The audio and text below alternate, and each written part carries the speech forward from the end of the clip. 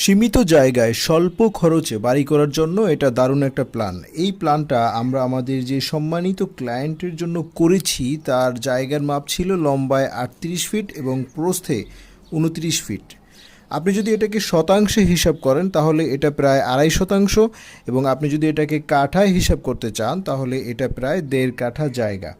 এইটুকু জায়গার মধ্যেই তার রিকোয়ারমেন্ট ছিল একটা ড্রয়িং ডাইনিং রুম থেকে সরাসরি যাওয়া যাবে রান্নাঘরে। রান্নাঘরটা হবে স্ট্যান্ডার্ড সাইজের এবং 3টা বেডরুম।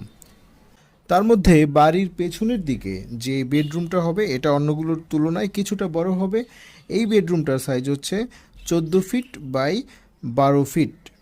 এছাড়া অন্য যে দুটা বেডরুম আছে, অর্থাৎ বেড 1 এবং বেড 2, এই দুইটা বেডরুমের একই সাইজ। এই বেডরুমগুলোর সাইজ হচ্ছে প্রস্থে 10 ফিট এবং লম্বায় 14 ফিট। বেড 1 এবং বেড 2 দুইটির সাথেই আছে অ্যাটাচড বারান্দাগুলোর সাইজ প্রস্থে 3 ফিট এবং লম্বায় 10 ফিট। প্রিয় দর্শক, বাড়ির মেইন গেট দিয়ে প্রথমে সিঁড়িঘরে প্রবেশ করতে হবে। এই সিঁড়িঘরটির সাইজ হচ্ছে প্রস্থে 7.5 ফিট এবং লম্বায় 15.5 ফিট।